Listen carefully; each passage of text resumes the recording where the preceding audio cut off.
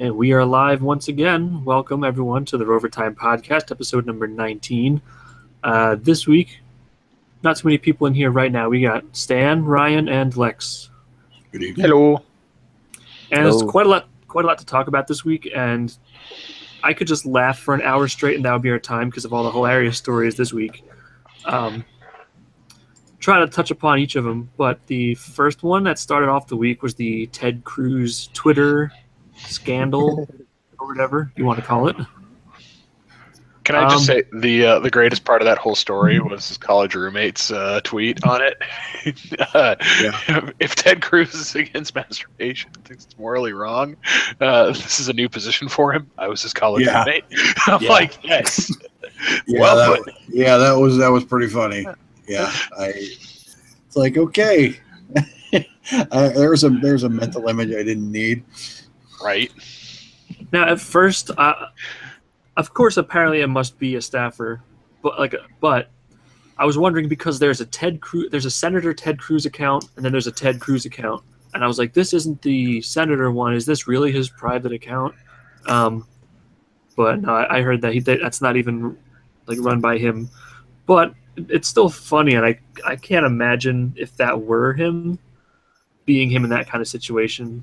I mean, let's be real, it's not him, because obviously he's masturbating over a copy of the Constitution. There's just no reason. You see those share buttons on Pornhub and shit, and you're like, who really clicks that? And then you're like, nope, I definitely know some dudes who click that, and occasionally they come through on my Facebook feed or something like that, and you just kind of laugh, and you're like, oh, yeah, that dude. Ted Cruz is not one of those guys. No. But his staffers might be, because, weirdos seem to be attracted to the Republican Party in an odd way. But I come across that stuff all the time on Twitter. It's not really hard to like, honestly. It's really not.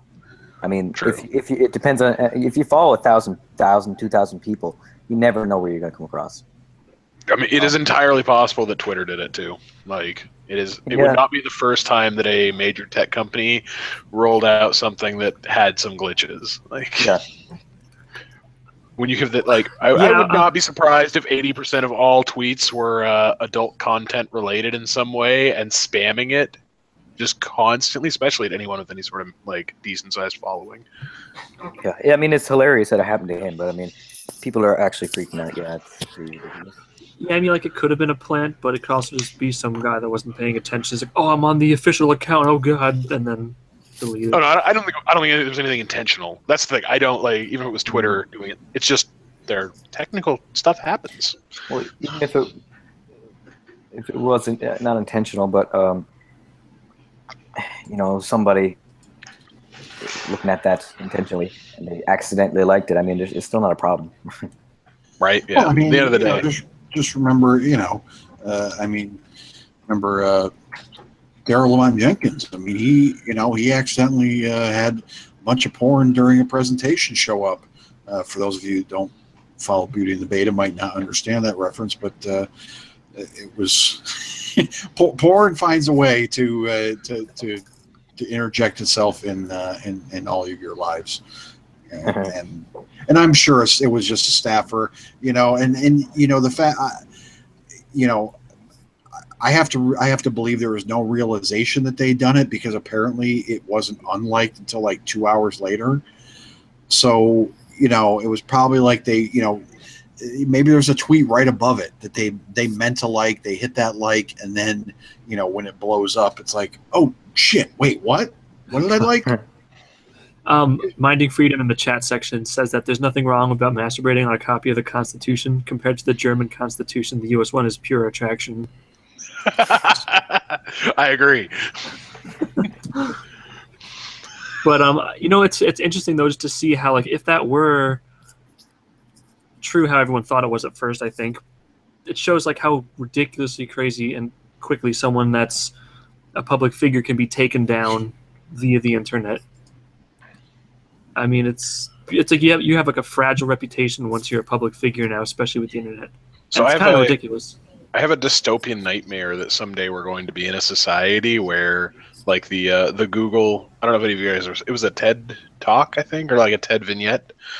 It was a thing for a TED Talk they did where it was a short movie about what would happen if Google or a Google programmer, a senior level programmer, just pushed an update that allowed anyone to access any Gmail box on the site.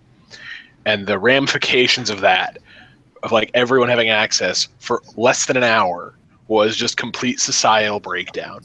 Like skyrocketing divorce rates, like everyone just flipping out. And then like a week later, everyone just kind of got over it, and everyone realized like we all have shit that goes bad, and we are all horrible people, and maybe we just get over it. And so I have this dystopian nightmare where we're going to get to that point, and we're just going to be really accepting of people who do really fucked up shit because we have no way to we have no reset on that frame of reference. Well, you know, and I mean, and that's, you know, I mean, that, you know, it's an old, you know, the old thing, let he who was without sin throw the first stone.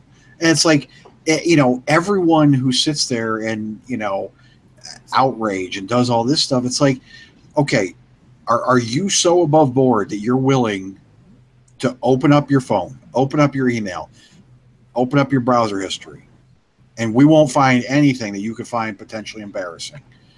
If you're not willing to do that, then just laugh at Ted Cruz's moment of, you know, internness and move on. But, you know, I mean, granted, yeah, he has said some weird things in the past about, you know, manual stimulation, or at least, you know, because he was a solicitor general. Like, that's the thing. That was part of his job.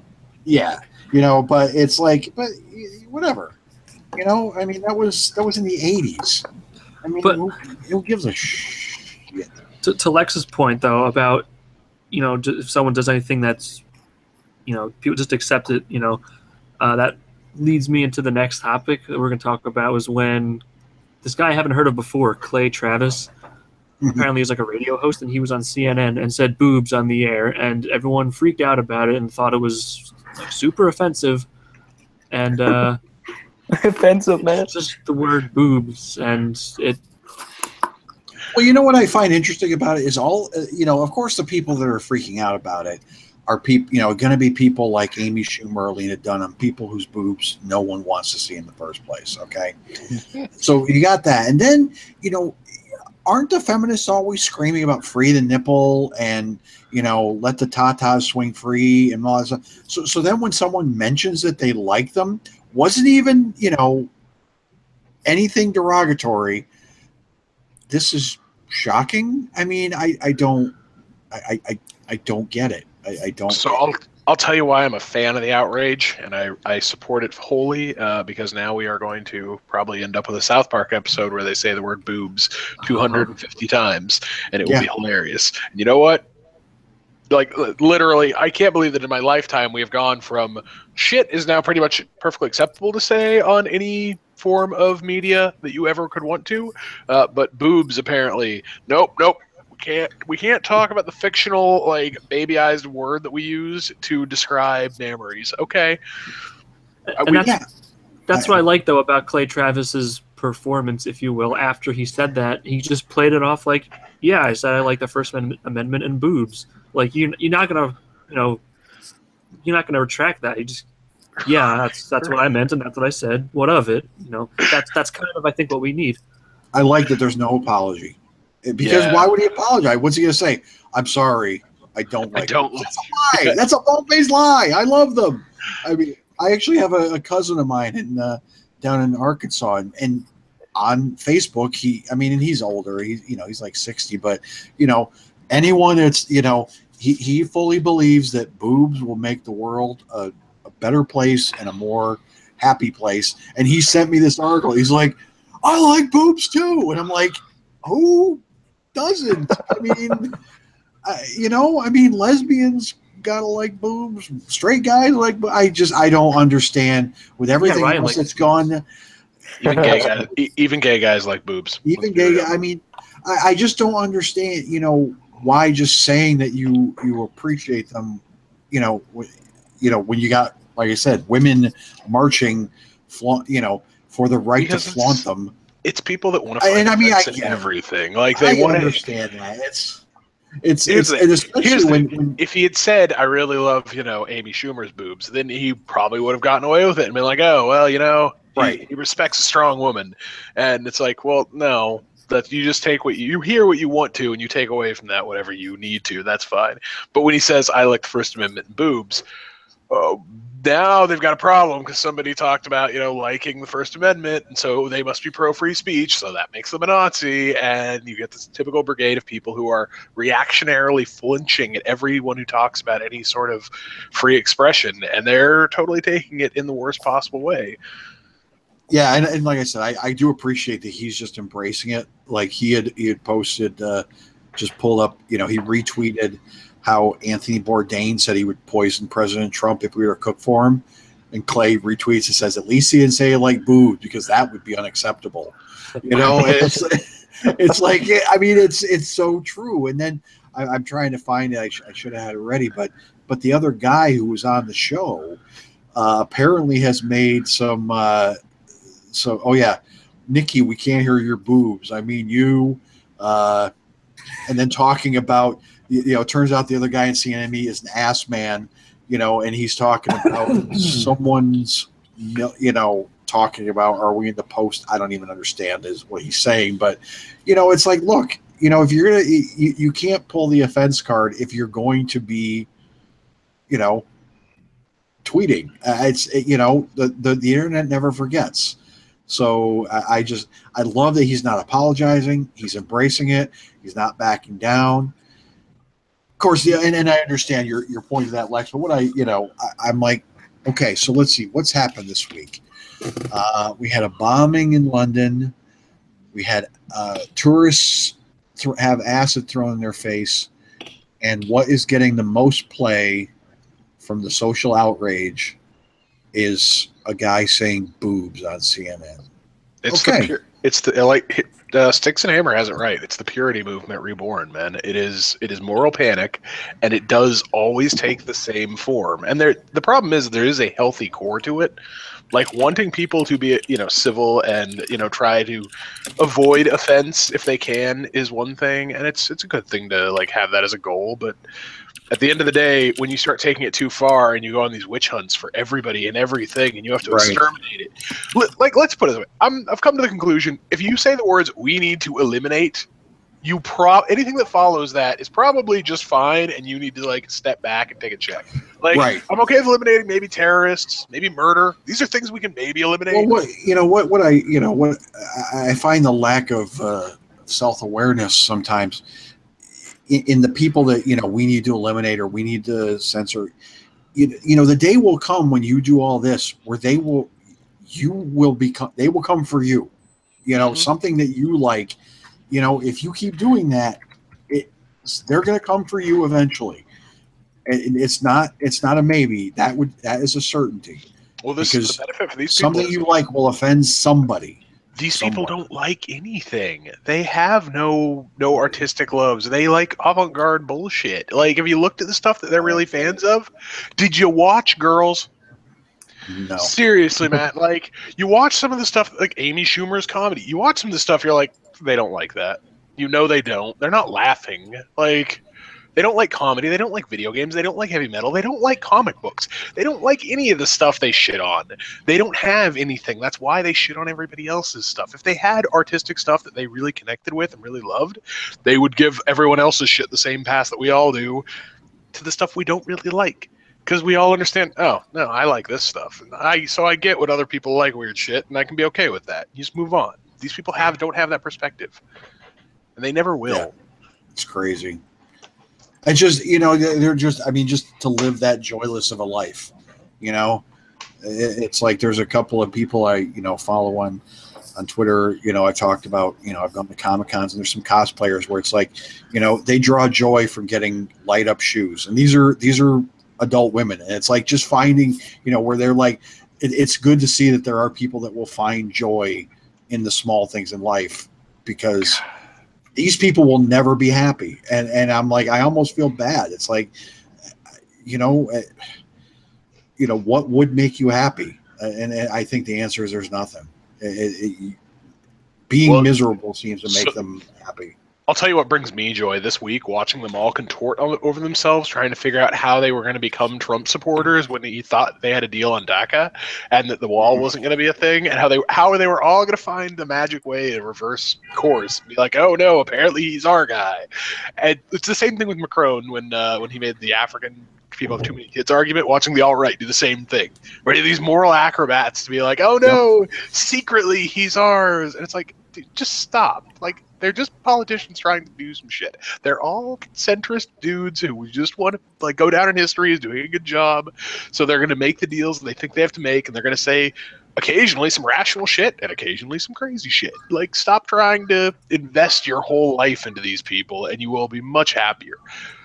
But they can't. No. They just, I mean, they just, I mean, like I really believe, like, Keith Olbermann, if he didn't have Trump, like,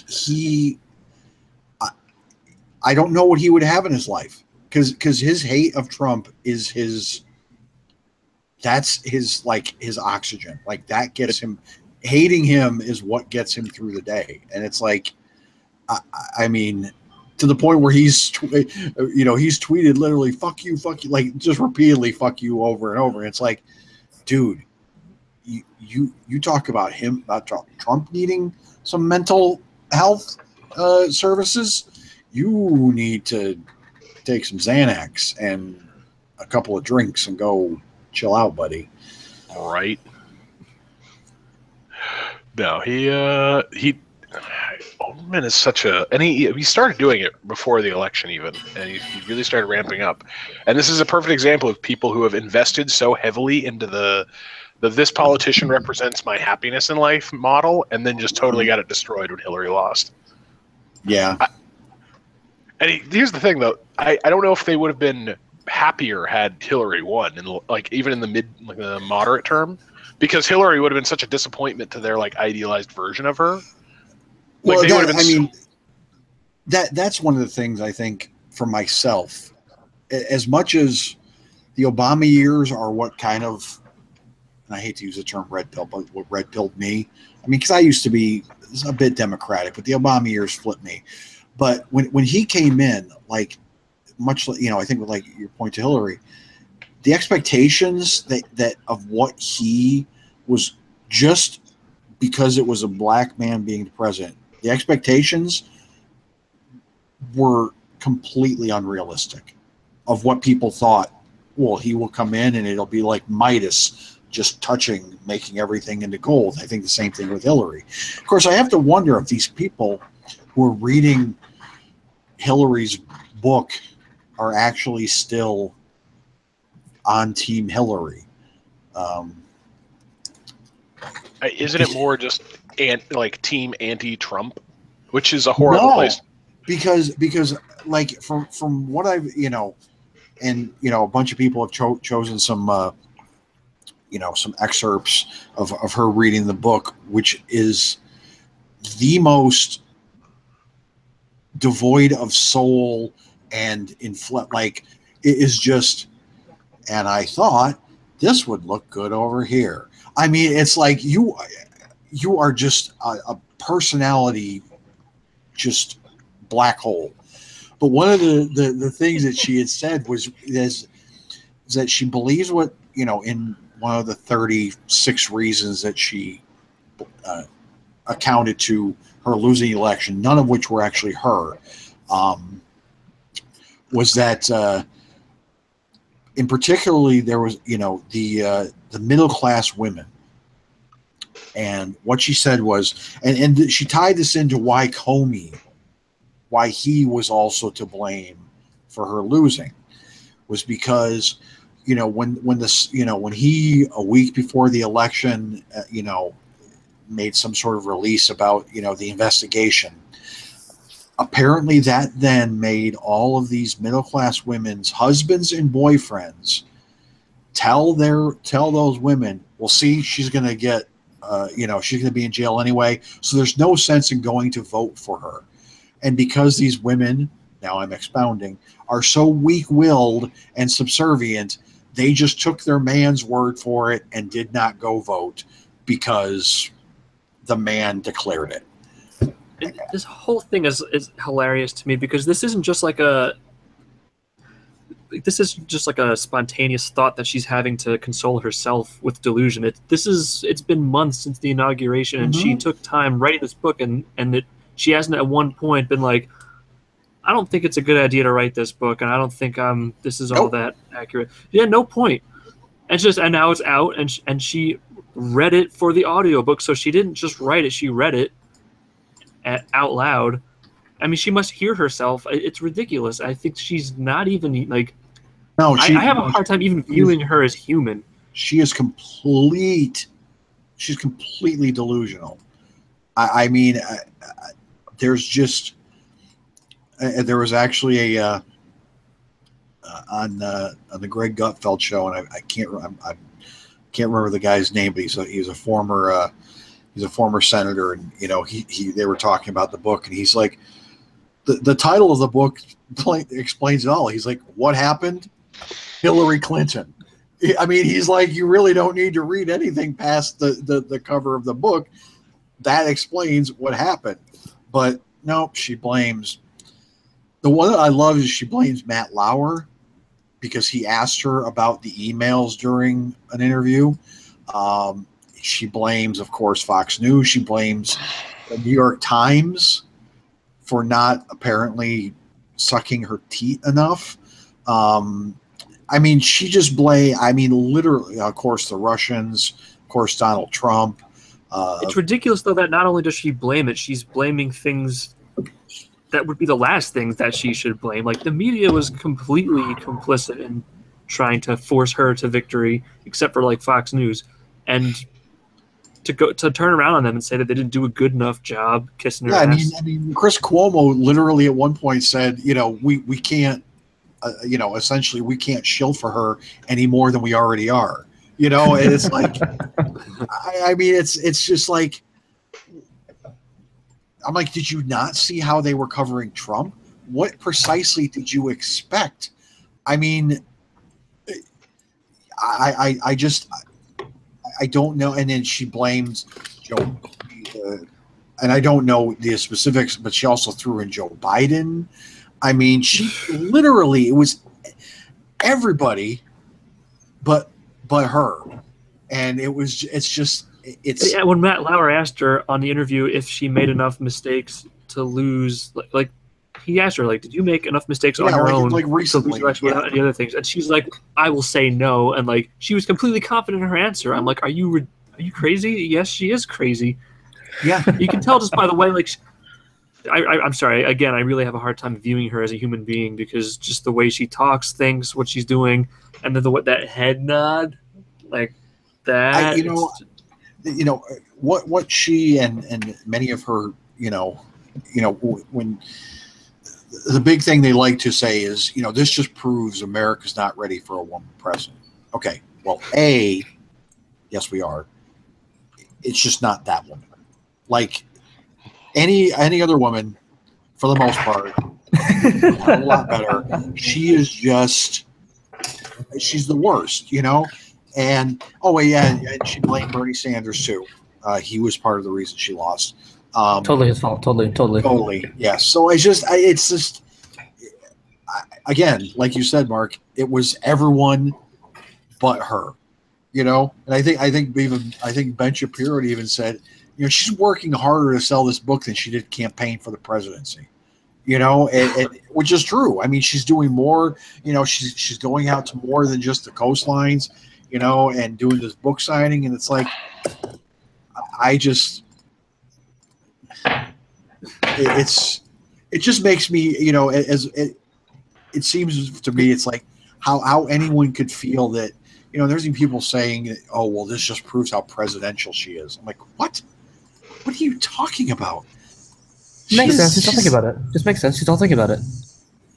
That's what they don't do. But I just find that the whole thing, it's hilarious to me because like this is no longer important.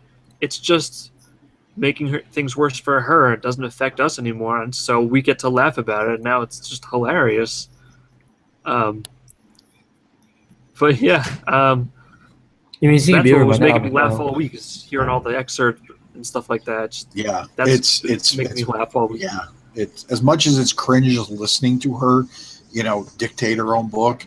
It is just it's staggering just how clueless she is and lack of self-awareness.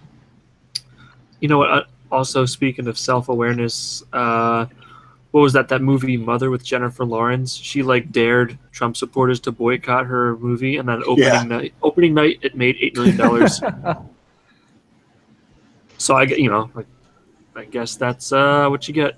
Okay, I'm sorry, I'm out of live. What was Mother about? What was that? It's just a movie with Jennifer Lawrence, It's and a horror, I think. she was the one that said that Florida was feeling God's wrath for voting for Trump, and Texas. Because she Oh wow. because she does not understand how weather works. Well, And- not that it's Chris Cuomo, but I mean that's beside the point. So Neither do any of them, to be honest. Especially when they talk about how this is the worst season, the worst hurricane season ever. There are plenty of scientists that will dispute that, heavily. And how can you even say that? Because, we only started recording how many years ago? I mean, in the grand scheme of history. But I think these hurricanes were the manifestation of all the energy that was manifested from fidget spinners. Just all this rotational energy just coagulated somewhere. It's like the butterfly butterfly effect. effect. The butterfly It's very effect. scientific of you. A whole bunch of fidget spinners. Yep, I got you. That makes perfect sense. Wow. That's kind of Just wow. It sort of annoys me how people are like, "Oh, well, we've just had 2 500-year storms in the same season. Like, how do you deny global warming still?" It's like, well, it's the same system that created both storms. Like, Right. we really should say it's a 500-year storm cycle. Like, we get these storm creation systems that are going to be really massive in certain seasons. It happens. And we had a really low period for from the 70s until the 90s. We did not have real hurricanes. Like, it just did not happen. And that may have been a really bad thing in actuality, because we had a lot of pollution that was apparently helping out that. And, like, if we could reproduce it. Yeah, reproducing that is not, like, a goal. So maybe not so much with the whole, like, we should flip out and change what we're doing at the drop of a hat because we had a bad storm. And neither of these storms were actually that bad. Like, yes, they were big. Yes, Ratings. Yeah, but, like, gosh. the storms weren't the fucking problem. It was the rainfall from them not moving. Like Katrina, not that bad a hurricane, but a levee broke. When a lake floods your city, bad shit happens. Well, that's that I saw this one scientist that was on with he was on with Waters, and he was saying there have been like hurricanes that were only like Category 3, in the past that hit like the Eastern Seaboard, which if they hit now would cause like trillions of dollars worth of damage. It's just and especially when it's like Harvey, it's like Harvey itself. What caused it to be as devastating as it was not necessarily the hurricane as much as it got stuck and was just unloading all over bothers me too, though? We call it the hurricane is a disaster, but we act like hurricanes are a symptom of Earth being ill. And no, it's just massively inconvenient for us. It's not a symptom of Earth being ill. It's not a problem for Earth. It's just something that happens. Well, I had a plan, but I'm gonna wait. I had one more thing I wanted to bring up, but I forgot. We were talking about Hillary Clinton's book tour. She was interviewing with Rachel Maddow, and in the middle of the interview, they interrupted the whole stream to show the video of the sneezing panda from a year and a half ago, and then continued the interview as if nothing happened. I guess it was just too depressing. It was. I saw that from a Mark Dice video, and it's just hilarious. It makes no sense. It's just ridiculous. They're just Did you see it? so no, I'm gonna have to look it up. But because the discussion was so depressing, they put up the video of the panda sneezing just to give themselves a happy place. Yeah, word for word. I think Aw. if I'm remembering it right, Rachel Maddow was like, This just in, our interview with Hillary Clinton is going to be subject to a brief interruption due to this important video. And then it's the panda, and then she's like, they're just sitting there, and then this happens, and then it sneezes, and then they just return to the interview like nothing happened. That's bizarre. That's so weird. Yeah, you got to look it up. It's a Mark Dice video, and Hey, you know what? She showed the whole Reasons. clip. Just reasons, okay? Sorry, Yeah. just speaking of Hillary Clinton, I'm scrolling as I just happen to pull up some Twitter. The GIF of Trump with the golf ball that someone. Crazy, man. Hilarious, but it's It is. so- It's so funny, and now it's oh, Trump is wanting violence against Hillary. It's like, oh my God, you people are so nuts. It's so funny. Totally makes sense. It totally makes sense. Just don't think about it. And reasons. Come on. I haven't seen the GIF, but I keep hearing about it. I'll go look it up now. It's But, essentially just Trump taking a swing at a golf ball, and then they cut to a clip of Hillary when she was walking up some steps and getting on a plane. And as she was getting on the plane, she tripped and fell. So they just kind of photoshopped a golf ball bouncing off of her back. So it made it look like Trump hit the golf ball to Hillary's back, and that's what caused her to fall. I mean, it's so funny. I'll here, Mark. yeah, please do. I'll send it over to you. It's so ridiculous, and it's like 3 seconds, but it's just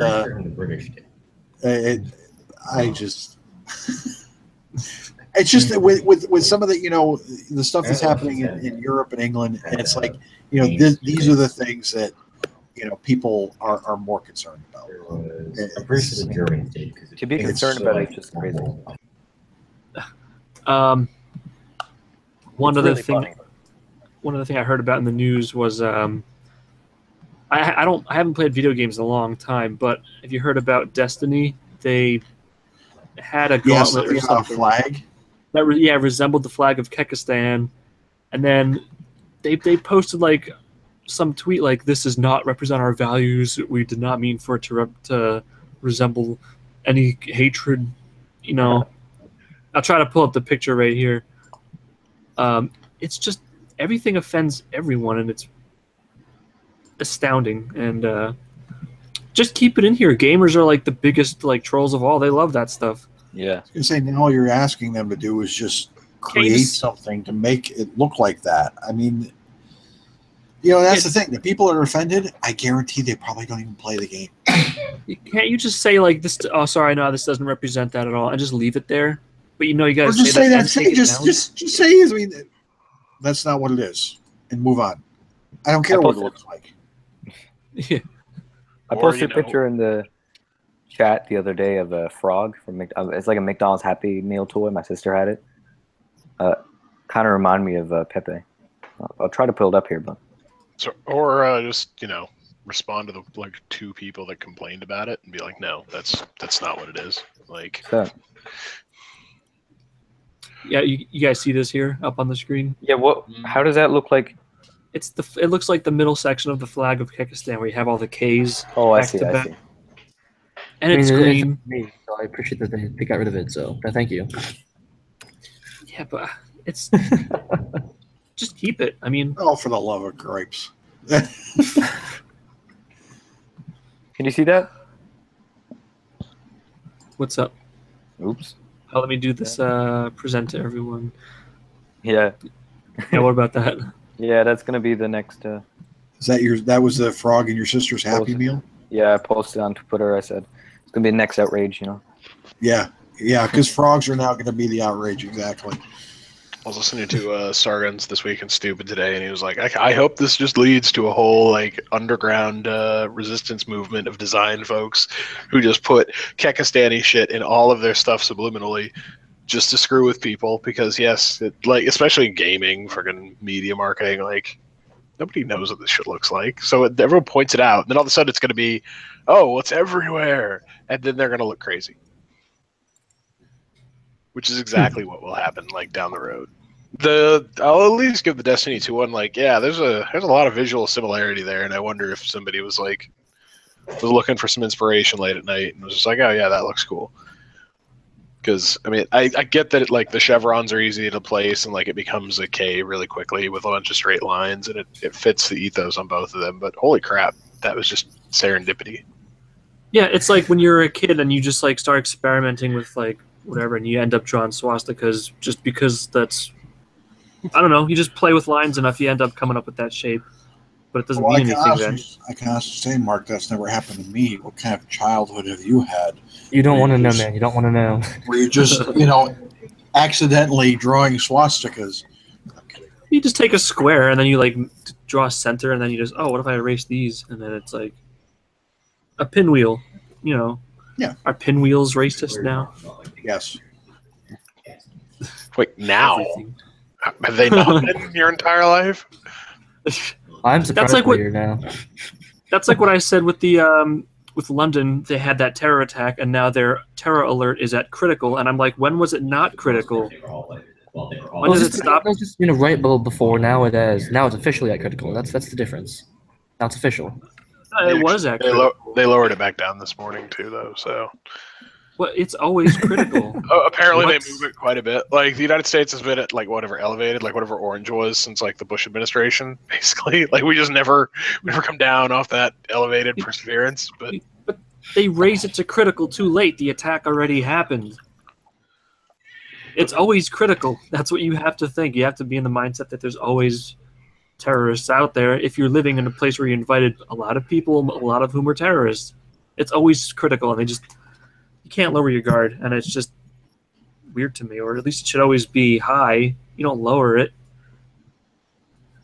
I don't know. That's fair. they disagree with you, Mark. You do or don't?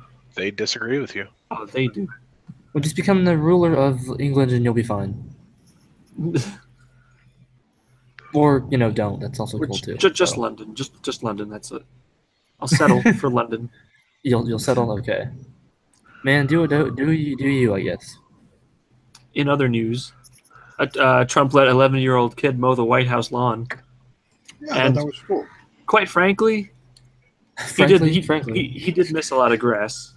Yeah, I mean, I was noticing it wasn't exactly the the finest job, but I was so waiting for for some CNN headline, Trump engages in child labor, Yeah, Well, yeah. You say you're fired, so don't worry about it. That's his other job, so it's okay.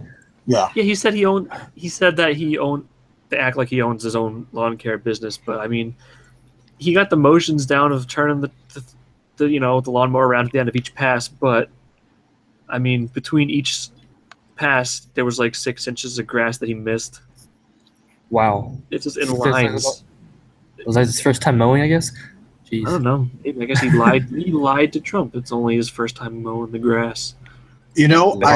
President. Or maybe he does own a lawn care business, but he just hires all the illegals to do the work. That's fair. That's fair. I spoke too soon, because just as I was saying that, apparently a New York Times reporter on the 15th tweeted, "What this kid wants to do is noble, but I'm sorry, I'm mindful of problems. I've written lots about child labor and kids being hurt by machinery." Well, they had to. Not sending a great signal on child labor, minimum wage, and occupational safety. Trump White House lets a 10-year-old volunteer mow its lawn. For the love of God. I was kidding. But I should have known. I mean, seriously, does he not live in, I mean, I don't know about you, but I mean, in suburban neighborhoods in the summer and winter, in the winter, a lot of times you'll see kids out there trying to earn money, shoveling walks. You'll see kids out there trying to earn money, doing some lawn work. The kid actually, again, he was on Jesse Waters' show. He said he does it all summer. He goes, he's got other, people, and he wrote a letter asking if he could do the lawn. And Trump said, yeah. I exactly. It's like, It's like Gavin McInnes said. It's getting more and more like this, that you can't distinguish jokes and parity with reality. I mean, you can't say boobs anymore. You can't make a sleeve with the letter K on it. You can't mow the lawn when you're 11 years old. I guarantee though, if Obama had a kid do this, it would be considered the most wonderful thing that the media had ever seen. Oh, look at him, giving this kid an opportunity, and and the kid got to meet Trump. It's like, oh, they would have been fawning over themselves, but with Trump, it's a horrible thing. I think it was great. I thought it was fantastic. I mean, if I was 11 and not only was able, the fact that I wrote a letter to the president, he got it, and then had me come do it, I'd be freaking thrilled. Yes, I would do that. Well, one of these days it will happen. Maybe. The British masks are more. For me, no. Don't give up hope. No, my days of mowing lawns are long gone. Oh, I'm sorry to hear that. Well, I hate doing that, so I guess. Oh, I've always hated it. Are you kidding? That's why you pay kids to do it. That's why you have kids. I think is your point. Here's $20. Go mow the lawn. $20? Wow. Yeah, if you mow 6 lawns, you could buy a bicycle, and you could ride around, and become a paper boy, and then you can. Then you wake up early and stuff, though. So there's that downside too. Also, who still has newspaper subscriptions? My parents do. My parents do. Yeah. Wow. Well, then who just started a newspaper group? What is that? At Berkeley, the Berkeley Patriot, they just started a newspaper. Interesting. Well, their new title is going to be "We Hate Having Mr. Shapiro Coming to Give Our Speeches." So that brings us to our other thing. I was going to say, title. Mark, good segue there. Yeah. Speaking of, now I just drew a blank. But speaking of left-wing loons, which is in our title, the guy that was freaking out on Berkeley about Milo showing up, and he just had a virus. He just started saying same thing over and over again. But forget, you guys that haven't watched the video, some middle-aged guy, I guess, he shows up on campus and he picks up a Milo poster that says Milo is coming, but it's the sexual version of the word, and he's like, "This is disgusting, vulgar speech," and then he's threatening these kids like back off. I'm defending myself. Back off. He's like, what do you mean when you're defending yourself? I'm defending myself. Back off. And they're like, and then he's saying you're excused, and the kids are like, no, you don't even belong here. Get out of here. You're excused. He's like, I'm defending myself. And then he repeats that over and over and over 32 times at least before the video cuts off. He's like a broken record, and that's what that's your typical leftist activist right there. Okay, maybe I'm stupid. Well, I know I am, but I don't understand why do these people keep seemingly wanting to just go to Berkeley when they know it's going to be a shit show? I just don't get it. Because I understand a shit show. I understand the history of Berkeley, but it's like, it's the same reason that MLK went to the South and went through Mississippi and literally picked towns with sheriffs that he knew were going to sick dogs on him and bring out fire hoses. Because if you have the Civil Rights March through Columbus, Ohio, where nobody gives a rat's ass, nobody reports on that. But if you have it in the middle of Berkeley, where Antifa shows up and gets arrested, but you know what? Here's the interesting thing. There were 7 arrests, but the violence and destruction was, for Ben's thing, was essentially non-existent. From what I understand, for 2 reasons. First of all, the police actually were there and did their jobs, and no one was allowed in the area if they were wearing a mask. Yeah. So it's like, oh, so what do you know? So if the police are actually not handcuffed by the, BAM mayor, and don't allow people just to wander around with masks on, they tend to be a little more. I mean, granted, of course, there's going to be some incidents, and there were a few, but nothing compared to the Milo thing. I think this is a good should be a good learning experience for other colleges. We'll see, because I mean, we're gonna have this weekend. Well, they got You know who else is speaking? Well, they've got go ahead, Mark. Who else is speaking is Milo. They got Ann Coulter and Steve Bannon. Yes, I was going to say they've got some. I mean, if the little Jewish guy was triggering, I mean, holy crow, they've got some truly triggering people coming up. Well, especially when the leftist news media stations try to make Bannon out to be some kind of monster. Like, they took advantage of the fact that he hasn't spoken publicly, and during his interview, someone made a video about this, and they showed, their evidence that they altered like the color settings of the video with the interview of Steve Bannon to make him look like he has like dark red eyes, and just like to look overall scarier, to give that impression that he's some kind of monster. Like, and that's I believe that they did that. That's all.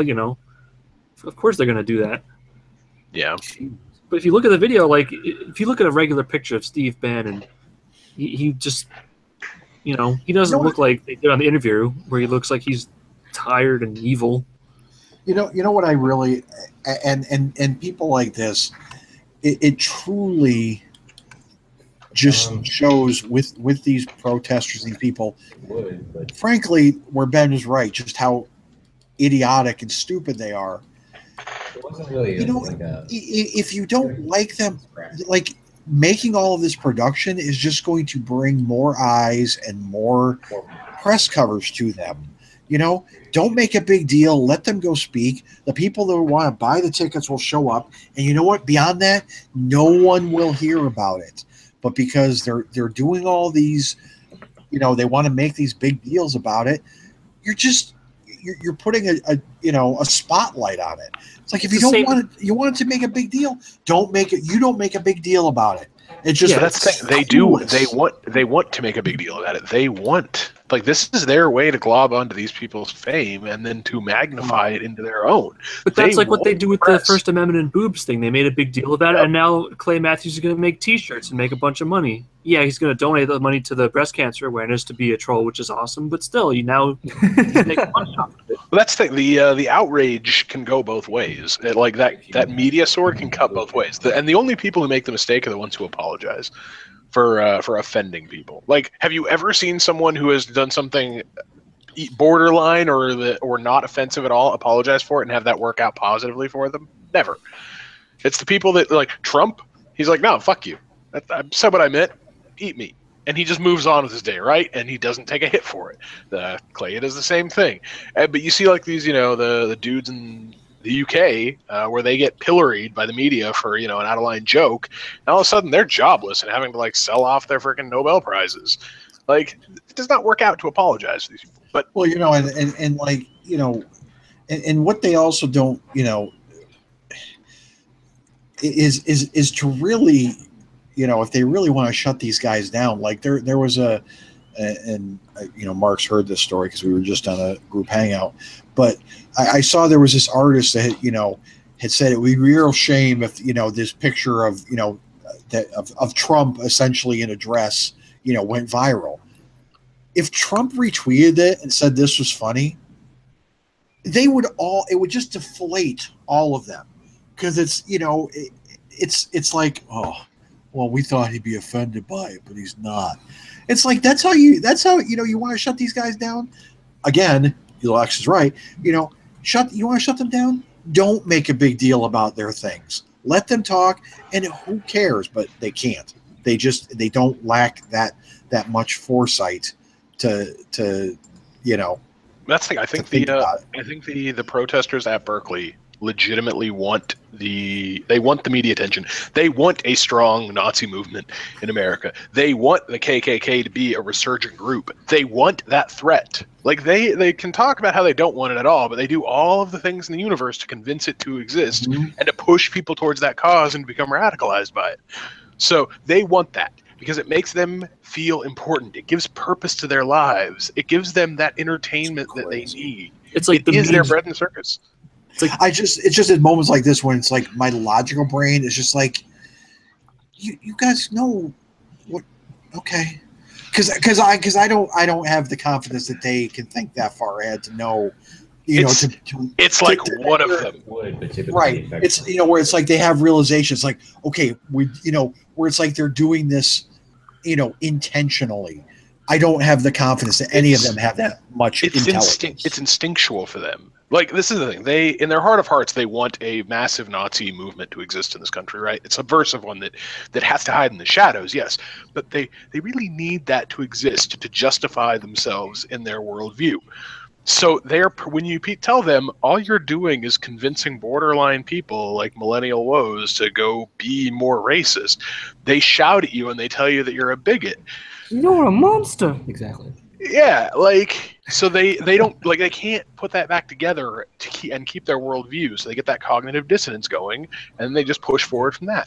But the Yvette Falarkas, they really want the media attention. They believe. Yvette Falarka, I know she wants it.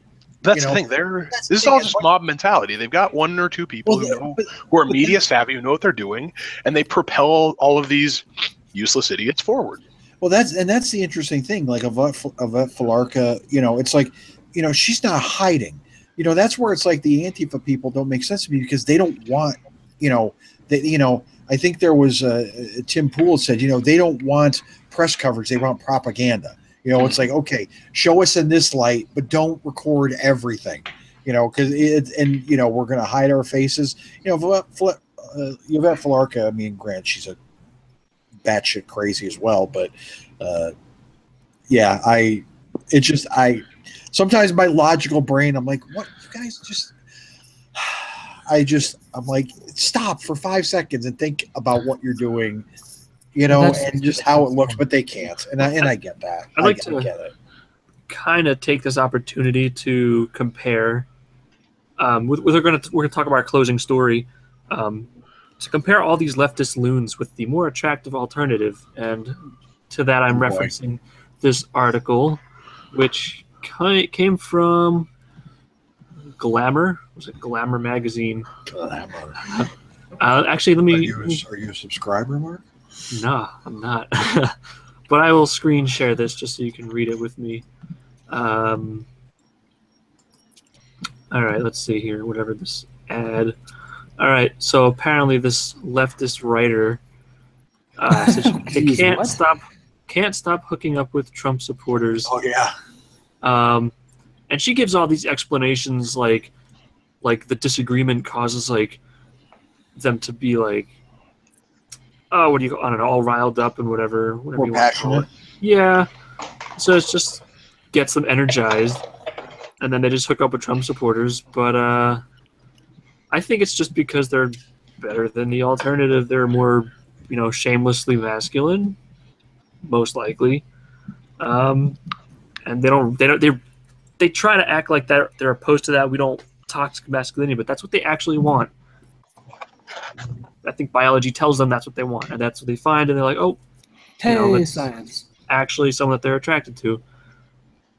I mean, I think it can go both ways, but there's definitely their excuses. There's definitely a cuckold factor in the political left. People that are actively political on the left, especially people who are in the demographics that they're probably looking to date, which are young, college age or just out of college men, are certainly very much told you need to shut up and sit down and let other people talk. So in those circles, they're not very forceful. And on the alternative side, you've got Trump supporters who are told the same things and have told everyone to shut the fuck up and they're going to say what they want. Because once you get past the I'm a Trump supporter label, nobody has any power to get you to stop talking anymore. Because you've already said the most offensive thing you can in most circles like that. Right. Yeah, I don't know, but to me, if I was on, out at a bar in a perspective thing, and one of the first things they wanted to know is you're a Trump supporter, peace out, I'm gone. Mm-hmm. I mean, if this is the immediate thing you want to know about me, then no.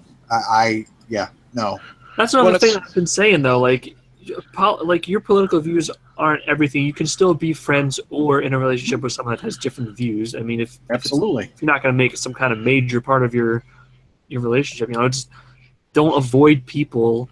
In fact, it's best to share ideas. But yeah, they just use the Trump supporters like a barometer to yes or no. Like, Well, that's do I the hang out with this person? Do I not? The people that she describes, and they're like, they may be Trump voters, but like there's nothing in there definitively about them being, you know, alt-right or, you know, no, yeah, she said hardcore they had Trumpeers. She said they had like banners on their wall. I mean, so here's the thing: I have a bunch of Kekistani flags and a bunch of fucking. I have a MAGA hat. I didn't vote for Trump. I left the Republican Party over Trump, but I still have a MAGA hat because holy shit, that thing is funny. You know what? Taking that thing out is hilarious. Like, here's the thing: at the end of the day, a whole lot of people, especially right now with Trump like pivoting on a bunch of issues and going more centrist, there's gonna be a whole lot of people who are like, oh. Well, now I'm not a Trump supporter, and I still have all the same political beliefs, and people who have very different beliefs than Trump. So, like, at the end of the day, you've got this weird thing where they're like, oh, you're a Trump supporter, and you carry this, like, scarlet letter that somehow defines your entire being. And it can literally be, oh, they believe in low corporate tax rates, or no corporate tax rates, or, like, they don't like fucking the TPP, or some bullshit like that. Like, one issue suddenly defines them as, you know, Ku Klux Klan fucking Nazi dude. It's like, okay, I guess. Obviously, this chick is a little more on the realistic side, where she's still willing to accept they are decent enough human beings to sleep with them, but she's not trying to have a relationship. I think it's just she's, you know, in her heart she wants to like Trump, and it's, you know, this is a way to, you know, self-shame herself. It's the fun side. I mean, that or she just really likes makeup sex, so she starts drama. Could be. I've dated these chicks. They're fun for a little while. This might very little while, yes. Yeah, I mean, we're talking month, 2 months, but like there are periods in your life where like shit's boring. They're exciting. Whatever you're into. And you move on and you find somebody better. And hopefully they mature a little bit eventually, and you know, find someone to settle down with too. But like I have known women like this. Stop where your head, you know, stop where your head. Yeah, I mean, like, a lot of people honestly think that they're good people, even if you think that their views are wrong. I mean, they're not holding certain views because they're evil and they want to destroy everything. They're just wrong. Everybody thinks they're a good person. Like, at the end of the day, everyone is the hero of their own story, right? Hitler thought he was totally an awesome guy who was doing great things for the world, and so did Obama, so does Bush, so does Trump. Hillary thinks she can do no wrong. Right? Like, literally, you go find me somebody who thinks they are an evil person, and I will show you someone with a deep psychological issue. So, like, yeah, if you think that people are legitimately mischievous or malevolent, like villains out there to destroy the world and want to, like, kill poor people just for shits and giggles, like, yeah, I'm sure that person exists, but holy crap, we're talking about, like, literally 1 in a billion people. What about all those stereotypical girls that are like, oh, I'm a bitch, and they just like brag about it? But they're not. Like, at the end of the day, you get 6 wine coolers in them and start talking about their first boyfriend, and like all of a sudden they're the sweetest person on the universe, and like they break down in tears, and like they want to be, you know, everybody's friend. People build shells around themselves, man. They do that kind of thing. I've been dying laughing over here. I'm playing something in the background over there. All right, well, if you guys got any finishing thoughts, we're about to end up. Yeah. Oh my. All right. All right. Mute. All right. Anyone else got any closing thoughts? No, I'm good. All right. Well, hope we have another hilarious week this coming week. Thanks, guys, for watching. See you next time. Take care. Goodbye.